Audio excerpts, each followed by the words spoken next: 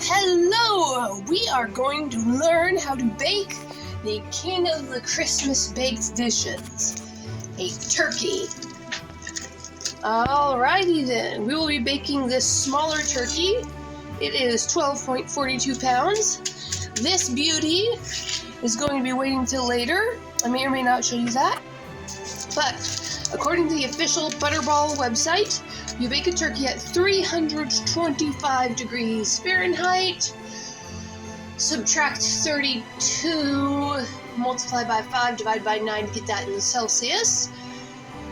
But you bake it for 3 hours for 10 pounds, and for, I believe it's 3.5 hours for 18 pounds. So this is probably doing 3 hours, about 3 hours and 15, 3 hours and 25 minutes. I'm going to bake it for a full 3 hours, 30 minutes, just to be on the safe side. I like my turkeys a little overdone rather than underdone.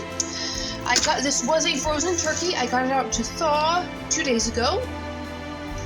So let's get this open and see what's inside.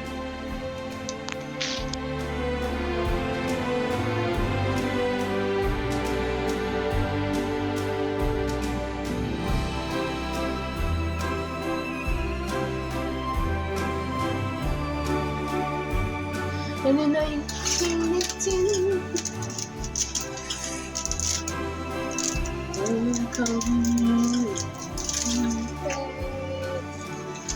most turkeys that come in a bag will have the instructions on the back of the bag. This is thawing time. You know, the baking has both unstuffed and stuffed directions. For 12 to 16 pounds, you have 3.5 to 4 hours. So we're going with 3.5 hours. That's unstuffed. I do not stuff my turkey because they will cook a little faster than you generally get a more even cook.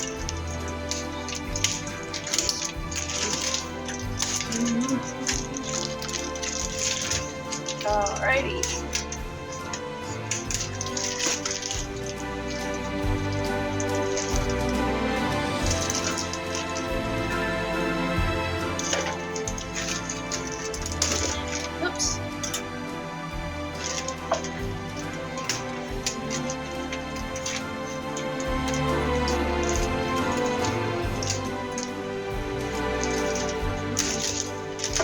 Alright, this is a thermometer. A lot of turkeys come with these days. When it pops up you're done, do not throw away the cooking instructions. Keep them handy till you're done. The net can be thrown away. Alright, but stick your hand in, pull out the turkey neck. Also, you will have giblets. Sometimes it's in the front, sometimes it's in the back. Here we go, the giblets come in a paper bag. These are the turkey organs. Now I'm going to boil these in a pot. I like to feed these to the animals on the farm. Giblets or giblets. Some people like them. I think this is the heart. Some organ, that's distinctly the liver. Now I just the neck and the giblets.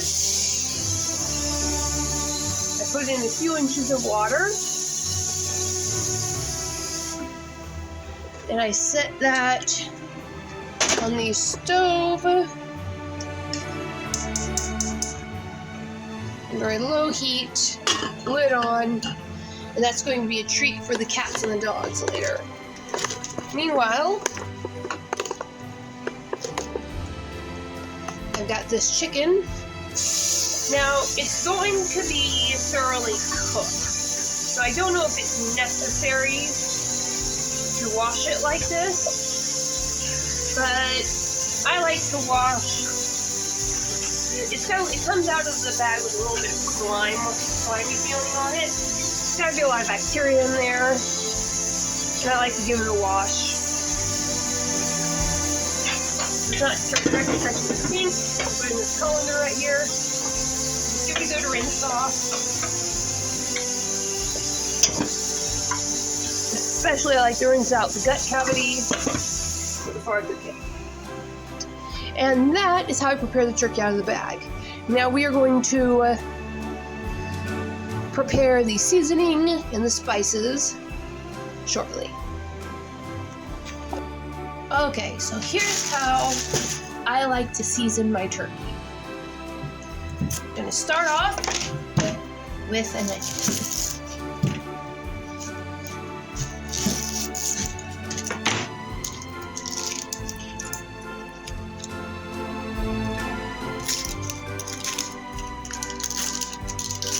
So, I suppose we should go over the tools. Generally, I try to do that video first.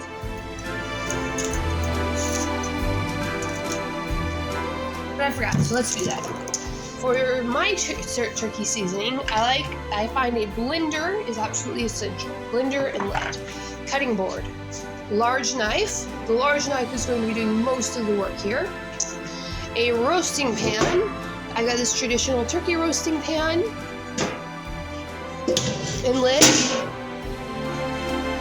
Ingredients are oil, onions, garlic, lots of olive oil, salt, pepper, lemon juice, sweet potato, hot pads, and of course the colander to hold the turkey in the sink, the pot and the lid to boil the giblets, a spatula, because you can always use a good spatula. Alright, I think that's it. All of this is the most important part of the meal. Oh, I forgot one important thing. A grater with the fine side. Okay, so what's the first thing we're going to do with this onion? We use the onion to prepare the pan. I like to slice really, really thin as you reasonably can slice.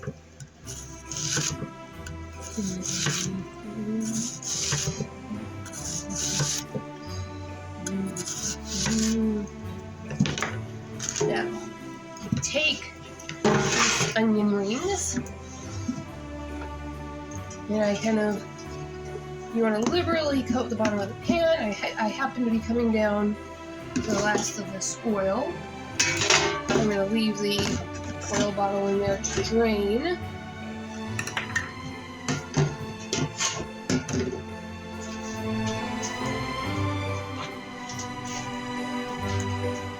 Now this is all you don't need to worry about spreading the oil evenly.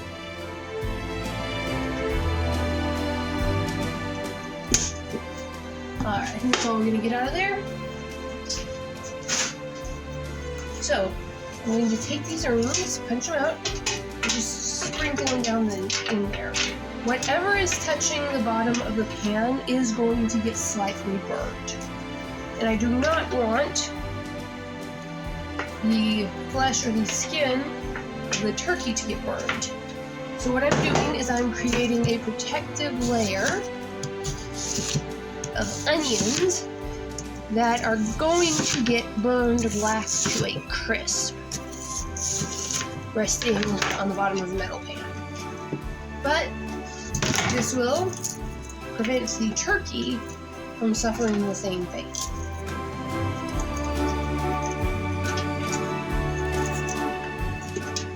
Alright, now being mindful of the fact that you just rinsed off this turkey and it's still going to be dripping water on the floor, you go pick up your turkey, which I am doing off camera because I cannot hold a 12-pound turkey and a camera at the same time. Generally, when I'm moving the turkey around, I grab it by its guts right here. Alright.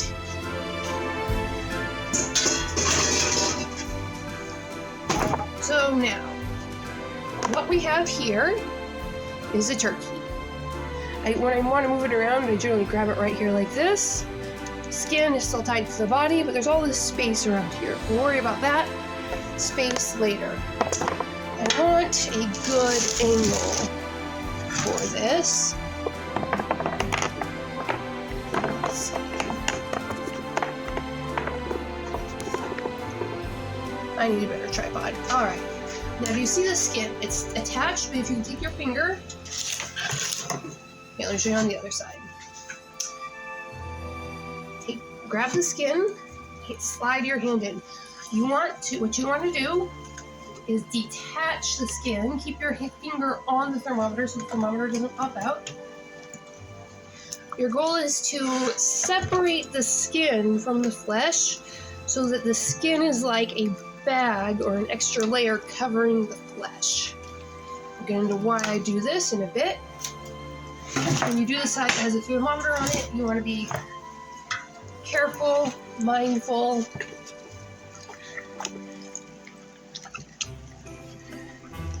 Not to disrupt the thermometer. It's a little tricky to get in. Get around the legs, separate the skin from the legs. Alright, now you have the skin sitting on top of the turkey like a glove. Now, this is where, now that this turkey is ready to be seasoned, but we haven't made the seasoning yet, so let's get to that. I'm just going to take the whole thing, set it off to the side. This is how I do the seasoning. I've got a blender. This blender happens to have a measuring cup. I want to put in 1.5 cups, so 1 cup of olive oil, and then 1/4 cup of lemon juice.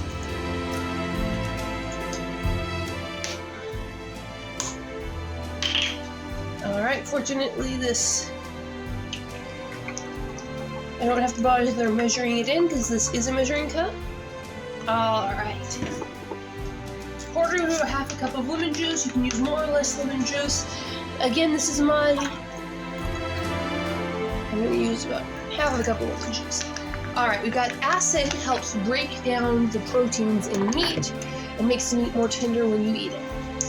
Now, the official recipe calls for 3 tablespoons of, actually 2 tablespoons of black pepper. But as you see, for this kind of stuff, I like to wing it. Tablespoon of salt. If these seem like extreme amounts, yes, it probably does. But this is going to be spread out over the whole turkey and it's going to have the snot cooked out of it.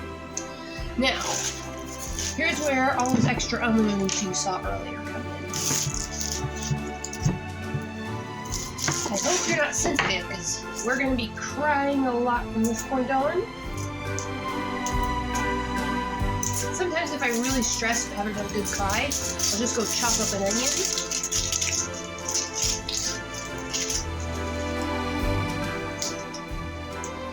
Alright. Now, some people like to slice their onions at this point, but I found what I believe is an easier way. Feel free to correct me in the comments if you think you know an easier way. Okay.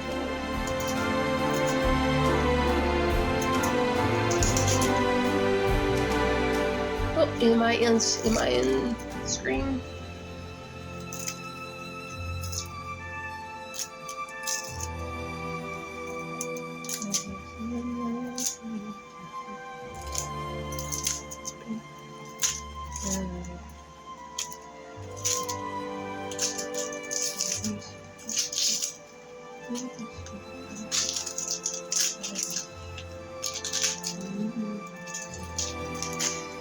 Okay.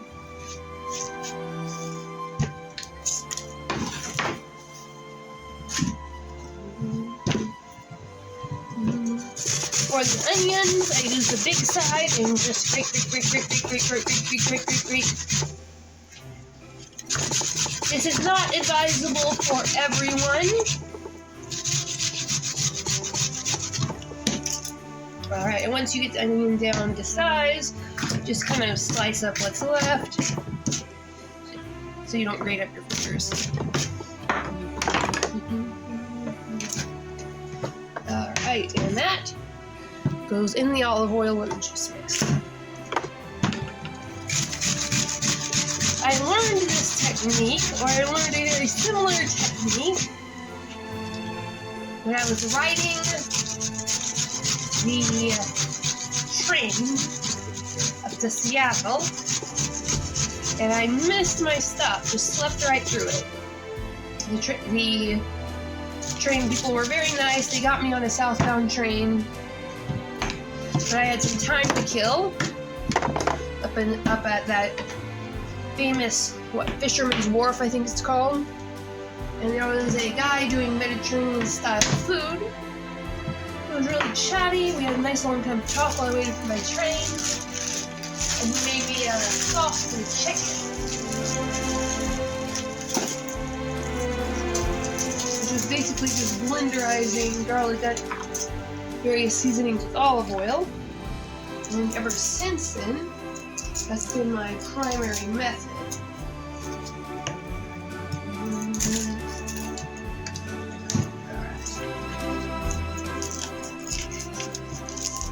Why is this one giving me trouble? Ah, mercy!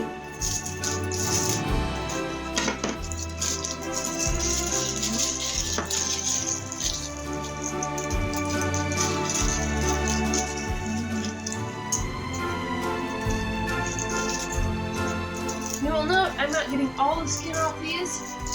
When you use the grater, that can take care of itself.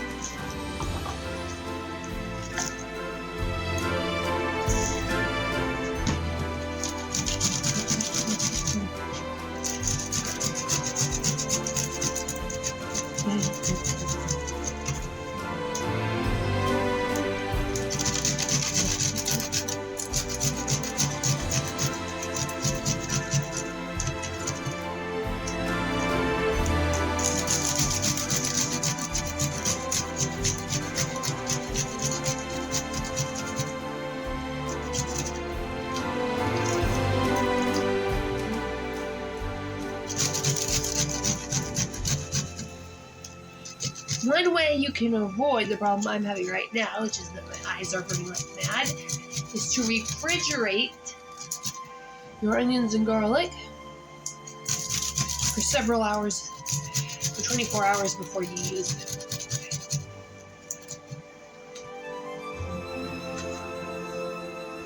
them. Yeah, mercy!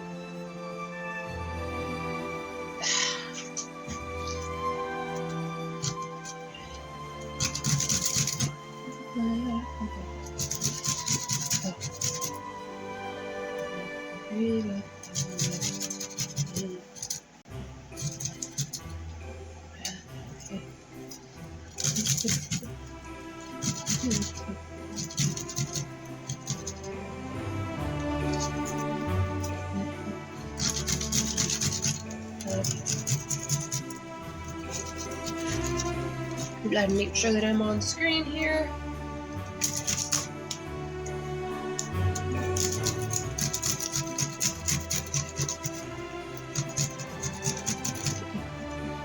Now the reason that I'm not just tossing these garlic cloves in whole is one, I'd have to skim them, which is annoying.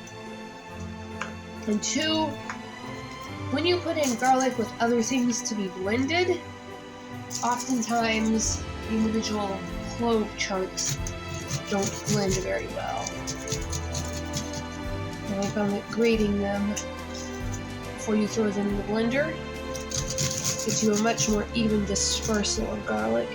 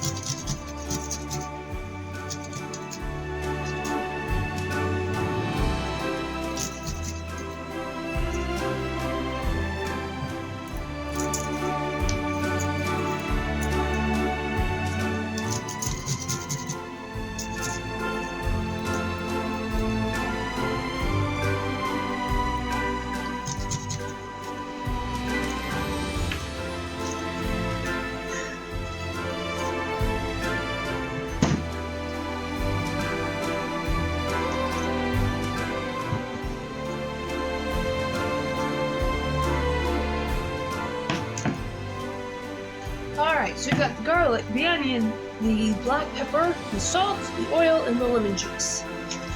Now,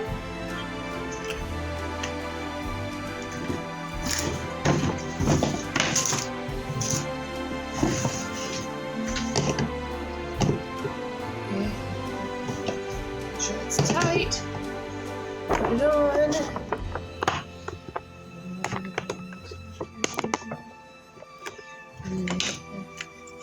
Don't forget the lid. Loud noise warning, although I'll probably edit that out.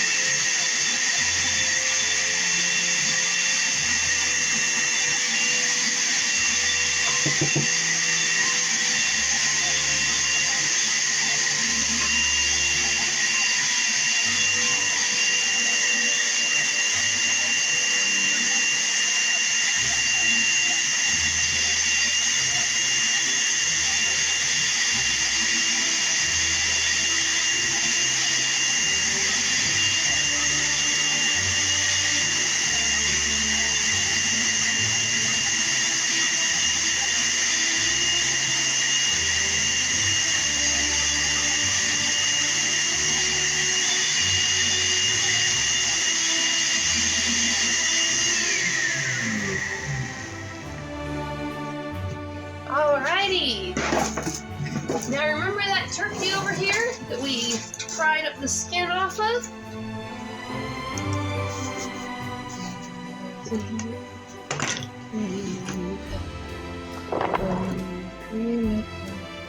Okay, first I'm going to get a little bit on the wing nibs here. Then I'm going to lift up the skin with my hand and pour down at an angle. So the seasoning gets trapped as it bakes in between the skin and the flesh. Get some all the way in. Basically, you want the entire turkey covered with this. Because it's by mass so much olive oil, it will also serve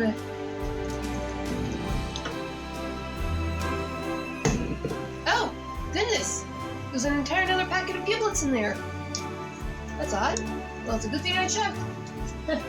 If you try to bake the giblets, the paper burns and smells nasty. Alright.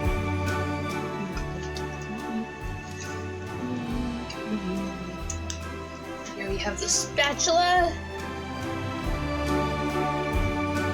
Just to reduce the waste. Use as much flavor as we can onto this turkey. And oh my goodness, I forgot to turn on the oven. Alright, let's stop and do that.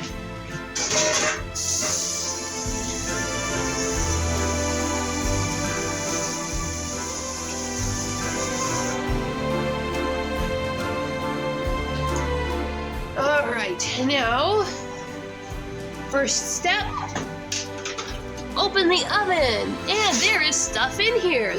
There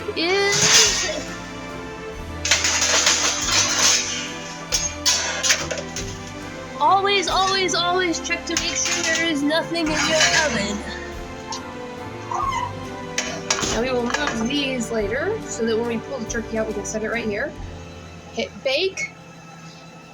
Turn the temperature down to 325 and start. That'll beep to let us know when it's done. Okay. Fortunately, we still have some time. I'm going to put these giblets in with the rest of the giblets. Let's see, what is this? Huh, liver. Why did they put half the liver in a different package?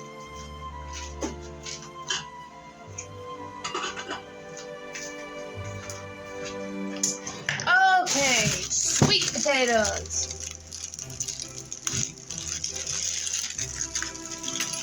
Now we are going to take these over to the sink.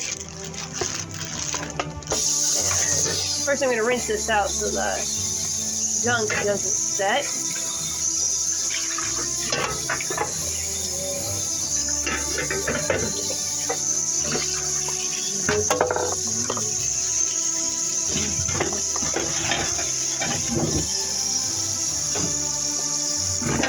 necessarily stuffing. Generally speaking, I don't bake the stuffing in the turkey. You're more likely to get an evenly cooked turkey with nothing overly pink and nothing burned if you don't stuff it.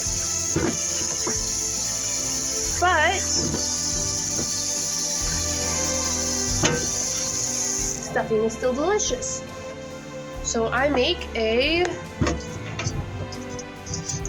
tasty stuffing baked by itself, and that will be on a completely different page.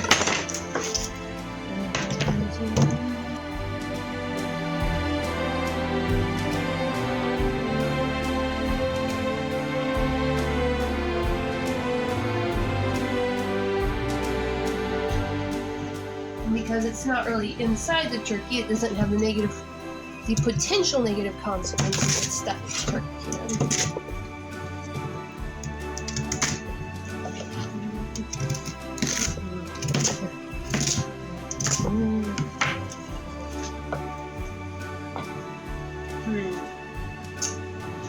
There is still a lot of space in there.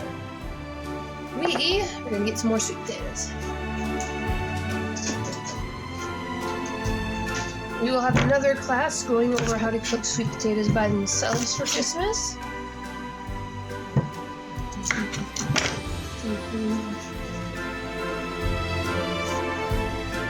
Alright, a little hole here. I'm gonna pare that off. Anywhere where the skin is broken, compromised, you want to get rid of that.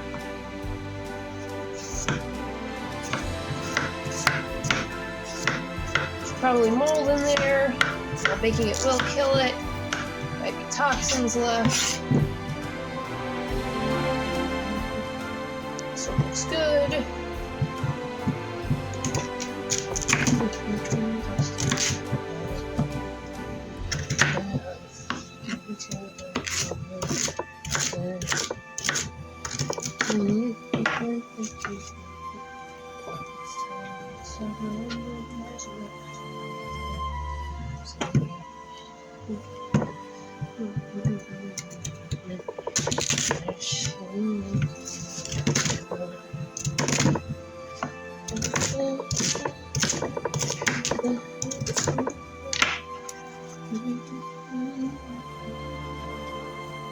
Now, how will those be seasoned? This turkey is going to fill that pan with delicious drippings. Alright, and that is pretty much it. We're going to put the lid over and wait for the oven to beep that it's done preheating. Now, unlike the cookies, I will not be setting the camera in front to watch because nothing interesting happens when it's in an opaque dish.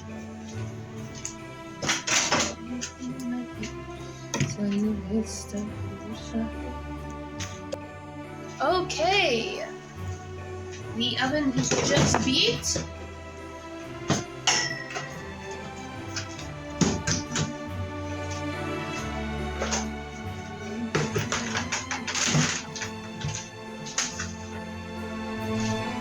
Now I have cleared out in front of the oven to make sure it's safe. Putting a heavy item in a hot oven can be dangerous. So I'm going to... Oh, look at that! I have made one of the classic Thanksgiving blenders, and I have forgotten to remove the top rack. Now this thing is extremely hot. It needs to be disposed of carefully. If you have a bathtub, you can put it in the bathtub, or you can put it in the shower because they can generally take the heat. Fortunately, I have tile floors, so I'm just going to set it down out of the way. And remember not to step on it until it's done. Here I am, heating up the heavy turkey.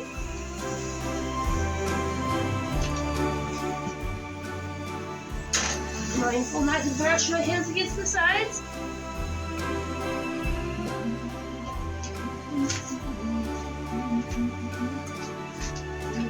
Mindful not to step on the very, very hot oven rack.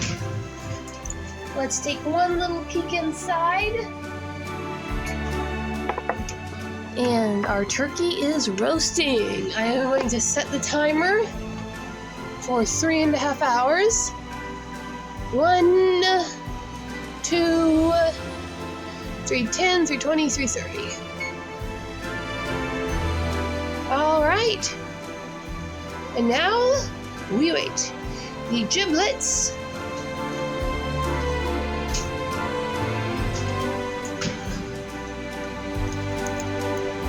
are boiling away. Again, there are recipes you can make with them. I don't like ordering these myself, so they just go into its treats to the All right, it has been the cook time. The turkey is done. We'll clear the cook timer. Turn the stove off. Now, if I was unfamiliar with this oven or doing this for the first time, I would open it up and get it cut into the turkey's breast, the thickest part, to check and make sure it was done. But I know my oven, I trust my oven, and I have set the time exactly, so I'm going to let it cool down, let the residual heat of the oven finish baking the turkey, the last little bit, and then I'm going to let it cool in the oven, and I'm going to take it out and carve it.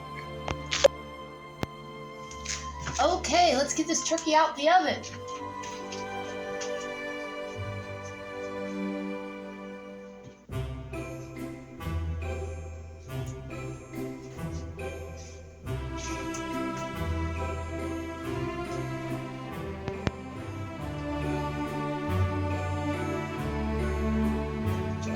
All right, we've let the turkey cool down. Let's get it out of the oven.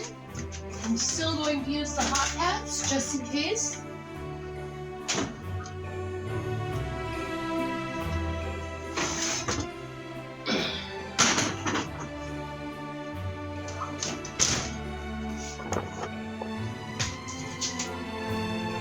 All right, that thermometer has popped up, showing us that the turkey is done all the way through.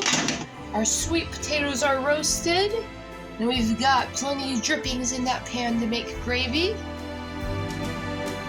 So let's get to carving. We're going to move this to the table. Okay, we're going to carve this turkey.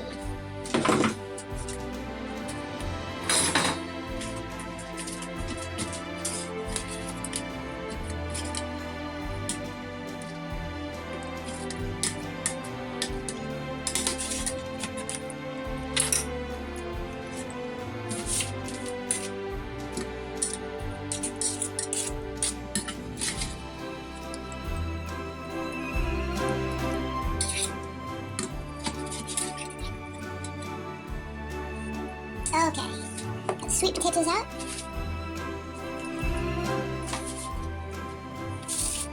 I'm going to start, now this is how I carve a turkey, it's probably not the best way to carve a turkey, but I start on the breast.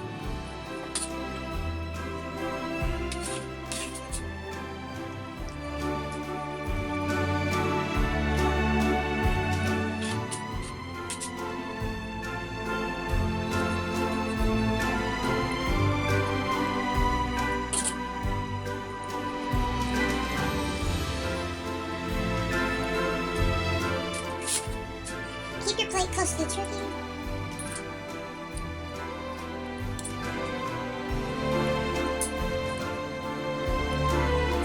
If the turkey's properly baked, the flatbed will probably just fall apart.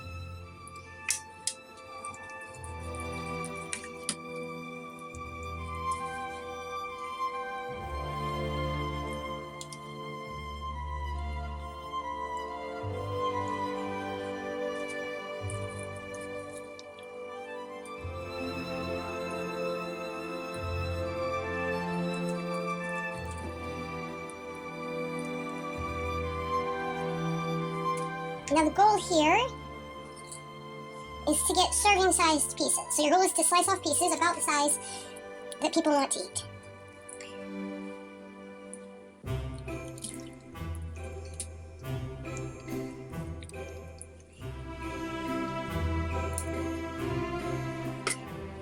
Alright, and that is most of the white meat.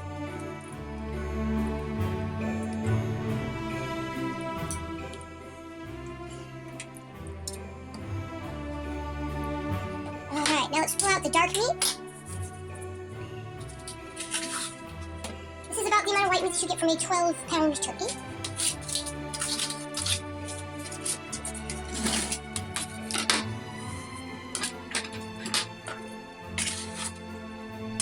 Alright, legs and thighs. This is red meat. Now the thing about the thigh meat comes off pretty easily.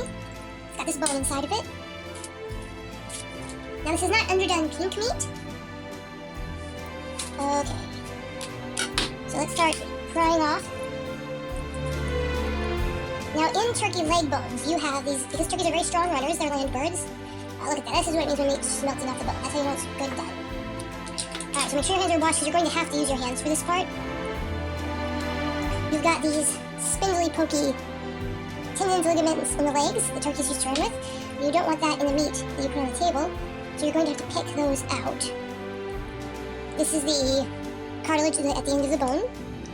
Let me off that. Alright, this is cleaned pretty easily.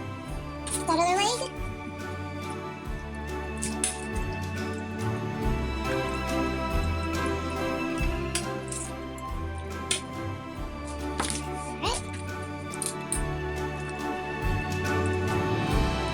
Careful not to ding your knife on the bones.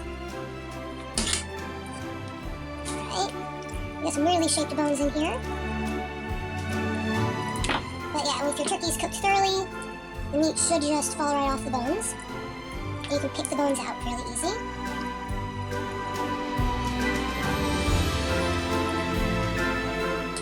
But again, when you get to the thighs, you've got to break it apart with your hands. So again, make sure your hands are washed clean enough that you can handle food. Now, there are other ways to cook turkey other than baking, or roasting as it's called, but those are far more likely to summon the fire department. Okay.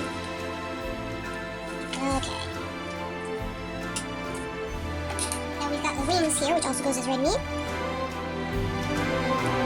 And again, you're just going to pick out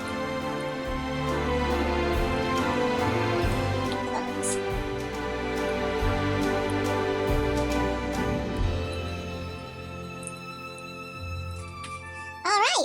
And that is a carved turkey. Bon appetit!